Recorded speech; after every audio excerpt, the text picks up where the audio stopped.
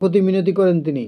Shubman গিলও review নিতে বলেন, কিন্তু উইকেটরক্ষক জুরেল নিশ্চিত ছিলেন না যে বল ব্যাটে লেগেছে না প্যাডে, তাই রিভিউ নেননি রোহিত।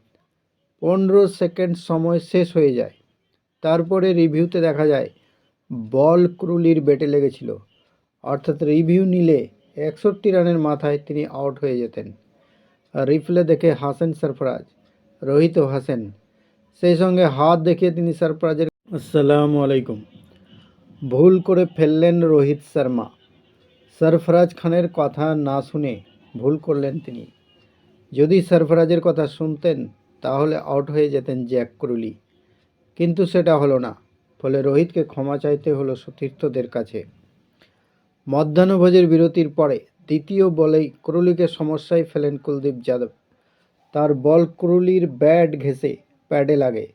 তারপর উইকেটরক্ষক ধ্রুব জুরেলের গায়ে লেগে হাওয়ায় ওঠে। শর্ট লেগে দাঁড়িয়ে থাকা সরফরাজ সামনের দিকে ঝাঁপিয়ে সেই বল ধরেন। ক্যাচের আবেদন করেন তিনি, কিন্তু আম্পায়ার আউট দেননি। রোহিতের কাছে রিভিউ নেওয়ার জন্য আবেদন করেন সরফরাজ। কাকুতি মিনতি করেন তিনি।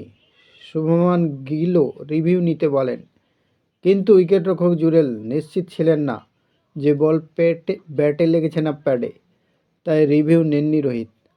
15 সেকেন্ড সময় শেষ হয়ে যায়। তারপরে রিভিউতে দেখা যায় বল ক্রুলির ব্যাটে লেগেছিল, অর্থাৎ রিভিউ নিলে 61 রানের মাথায় তিনি আউট হয়ে যেতেন। রিপ্লে দেখে হাসেন সরফরাজ, রোহিতও হাসেন, সেই সঙ্গে হাত দেখিয়ে তিনি সরফরাজের কাছে ক্ষমা চান। সরফরাজের পর্যবেক্ষণের জন্য তার প্রশংসা করেন ভারত অধিনায়ক, কিন্তু ততক্ষণে অনেক দেরি হয়ে গেছে। একটি নিশ্চিত উইকেট থেকে বঞ্চিত হয়েছে ভারত। ভিডিও এই পর্যন্তই। থ্যাঙ্কস।